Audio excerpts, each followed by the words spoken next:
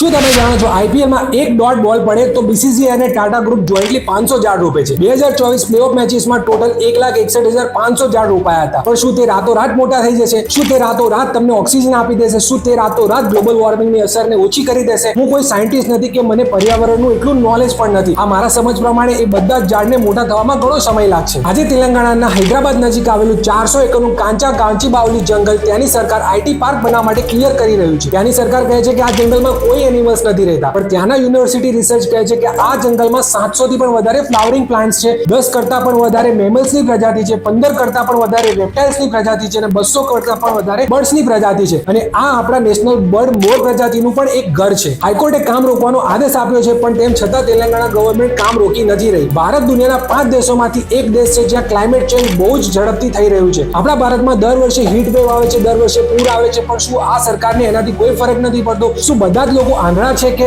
લોકોને આંધળા બનાવવામાં આવી રહ્યા છે? બસ સરકાર પૈસા છાપવા બેઠી છે એટલે જ તો તમારા અને મારા જીવનને ડ્રીમ 11 જેવી ગેમ્બલિંગ એપ પર ટીમ બનાવવા બેસાડી દીધા છે અને દેખાડી રહ્યા છે કે એક ડોટ બોલ પડશે તો 500 ઝાડ રોપીશું। જો આપણે આશરે અંદાજો લગાવીએ તો એક નોર્મલ 400 એકર ફોરેસ્ટમાં 20 લાખ અને એક ગાઢ 400 એકર ફોરેસ્ટમાં આશરે 40 લાખ ઝાડ હોય છે, જે આ સરકાર નિકંદન કરવા પર આવી છે। તો આશરે આઈપીએલમાં 8000 ડોટ બોલ નાખવા પડશે 40 લાખ ઝાડ રોપવા માટે અને આશરે 8 થી 10 વર્ષ લાગશે એ ઝાડને મોટા કરવા માટે। મને ખબર છે કે આ વિડીયો 99% લોકો નહીં જુએ, પણ જો તમે 1% લોકોમાંથી છો જેને સાચા ન્યૂઝથી ફરક પડે છે તો પ્લીઝ આ વિડીયોને શેર કરજો। બાકીના 99 આઈપીએલમાં ટીમ બનાવવામાં બિઝી છે। જય હિન્દ, જય ભારત દોસ્તો।